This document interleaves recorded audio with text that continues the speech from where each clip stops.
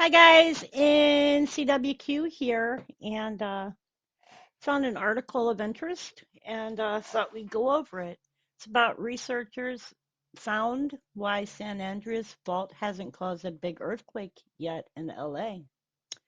The article states that over the last 1,000 years, earthquakes at the southern San Andreas Fault occurred when water levels of a large nearby lake were high. The southern San Andreas Fault in California is in a seismic drought going more than 300 years without a major earthquake. New research shows the lack of seismic activity may be due to the drying of nearby Salton Sea and provides clues on future potential earthquake triggers, including projects aimed to refill the body of water. Now, let's see here.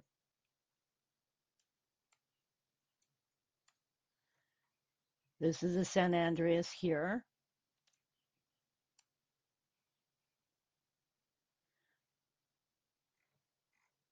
And the Salton Sea is here. So you also have the San Andreas Fault coming through here. So this is the Salton Sea here.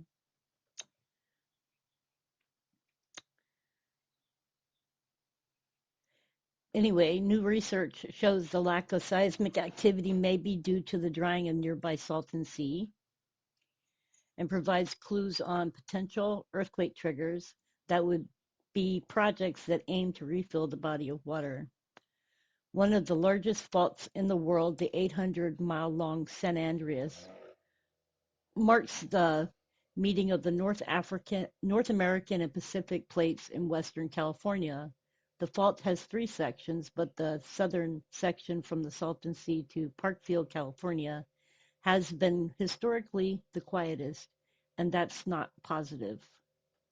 The pent-up energy when released could be catastrophic to nearby populated cities. This fault poses the largest seismic hazard in all of California, said Riley Hill, lead author and PhD candidate at San Diego State University.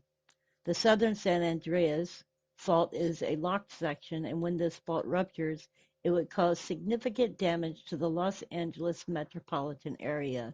So let's find Los Angeles here.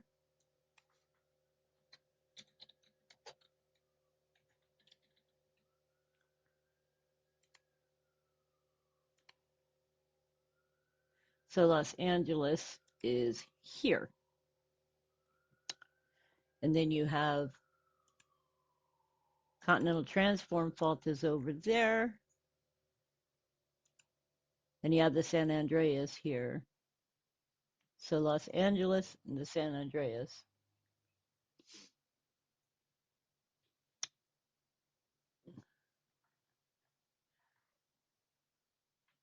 Earthquakes generally form when two tectonic plates are essentially stuck at their edges because of friction building stress. When the stress becomes greater than the frictional forces, the two blocks can suddenly slip past one another and release the energy in waves and cause shaking. U.S. Geological Survey estimates a high probability that an earthquake at a magnitude of 6.7 or greater could occur in the next 30 years in Los Angeles area. The new study published Wednesday in Nature investigated earthquake activity along the southern San Andreas Fault over the last 1,000 years. Collecting field data from rocks near the fault, Hill and his colleagues found earthquakes occurred about every 180 years, give or take 40 years, and coincide with high water levels of nearby ancient Lake Kahula. Now let's look that up.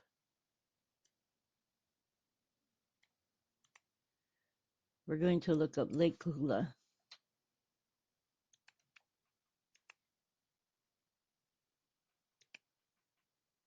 So Lake Kahula is here.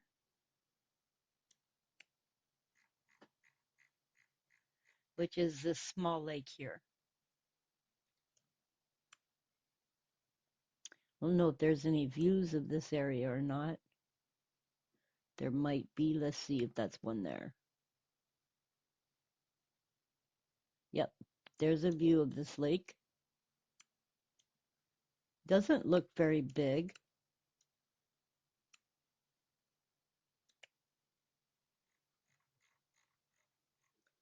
If previous earthquakes on it occurred every 180 years, plus or minus 40 years, why is it that we sit on 300 years without an earthquake? Asked Hill. This makes a lot of scientists scratch their heads for many years. Understanding the history of this fault and what may have caused ruptures in the past helps us to inform our understanding of what might happen in the future. The team created a computer model that simulated how a full lake affected the fault. Now, I always state when I do earthquakes, I've been pointing out water areas and lakes and stuff and rivers. And I guess that I've kind of been right in that aspect that water does affect earthquakes. Anyway, they found high water levels in Lake Kahula prompted activity along the fault in two aspects. First, the weight of the lake water caused the crust beneath it to bend, unlocking the plates so they don't touch as much. The lake water also seeped into cracks and pores in Earth's crust beneath it, increasing the fluid pressure inside the faults and further collapsing the plates. Now, I had wondered, y'all had just seen record snow in California, and I had wondered about that water and the water weight. I always wonder about water weight when it comes down to earthquakes. And we also look at hurricanes and storms that happen and then the earthquakes that occur in those areas. So it does make sense. Think of the scenario like playing a game of air hockey, said Hill. Without air, the puck does not slide easily across the table, much like when frictional forces hold two stuck tectonic plates together. When air or water from the lake is added, it helps relieve tension and makes it easier for the two to slip past one another. The correlation between the stressing rate from the lake loading and the observed earthquake likelihood is astounding, wrote Goetz Beckelman, a geophysicist at the University of Vienna who was not involved in the study, in an email. If this holds up, then this will be quite important. Bokelman said that there will probably be some debate following the study because earlier studies in the region have come to different conclusions, but he finds this mechanism quite plausible. The new study counters previous research that found that the effects from Lake Kahula weren't as significant as found here, and that looked at secondary faults within the Salton Sea as additional stress contributors. Our study shows that the lake by itself was significant enough to trigger events on the southern San Andreas Fault and large events, said Hill. This is pretty applicable to pretty much anywhere there is hydrologic loading, either natural or anthropogenic, anthropogenic exists. Hill points out other areas where added stress from water played a part in triggering an earthquake. China's Wenchman earthquake in 2008, 7.9 magnitude, was linked to the impoundment of the Zipingpu Dam. Water level changes have also been associated with historical earthquakes at the Dead Sea. But could changes at the present-day Salton Sea help trigger an earthquake? Maybe. The good news, Hill said, is the odds of the Salton Sea refilling back to the ancient size of ancient Lake Kahula is effectively impossible, thankfully. Lake Kahula is about 32 times as big as the present-day Salton Sea. It is? Okay.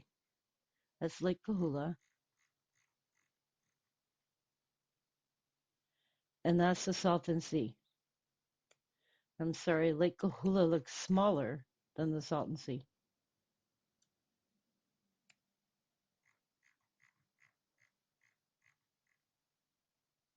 Well, on Google Earth it looks smaller because that's the Salton Sea here.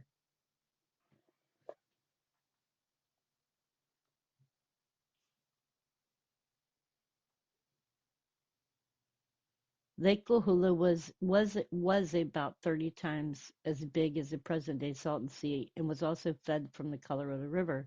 Today, because of drought and over allocation, the Colorado River is unable to deliver as much water to the Salton Sea, he said.